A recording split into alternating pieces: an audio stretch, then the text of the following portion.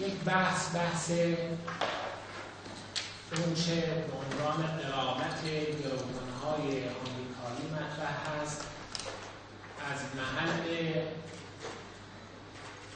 جریمه‌ای که از یک بانک فرانسوی گرفته شده توسط دولت آمریکا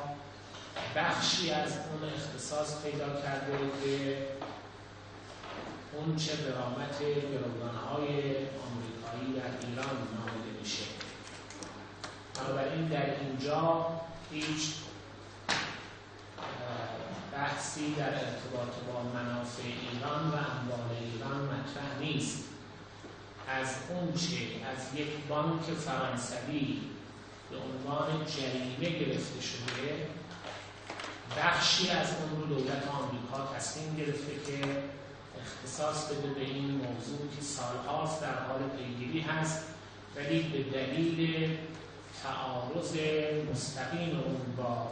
بیانیه الجزایر امکان این که از اموال ایران چون کاری انجام بشه توسط دولت آمریکا منتفی. این یک بحثی که الان یک طریق اونها خودشون دارن مشکل داخلی خودشون رو حل میکنن و موضوع ما نیست. یک بحثی در ارتباط با بخشی از سپرده‌های بانک مرکزی جمهوری اسلامی ایران در جریان هست که این پرونده هم از سال 1386 در دستگاه قضایی آمریکا مطرح هست و احکامی هم تاکنون در چند مرحله توسط برخی دادگاه‌های آمریکا صادر شده. در این زمینه بانک مرکزی ایران که هویتی مستقل از دولت داره به لحاظ حقوقی و قانونی طرح دعوا کرده، دعوای متقابل و در حال پیگیری برای استیفای حقوق خودش هست.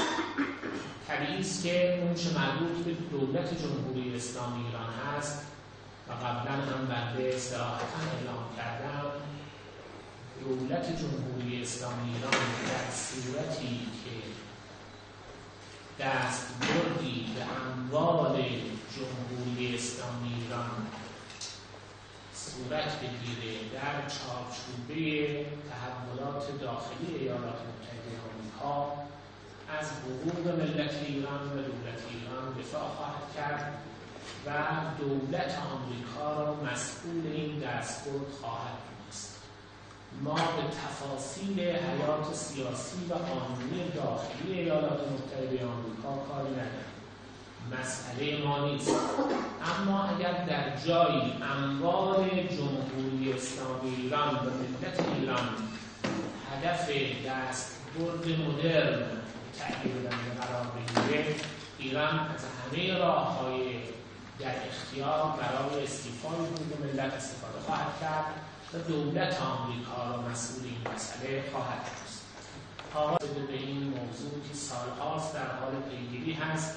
ولی به دلیل تعارض مستقیم اون با بیانیه الجزایر امکان این که از اموال ایران چون کاری انجام بشه توسط دولت آمریکا منتفی.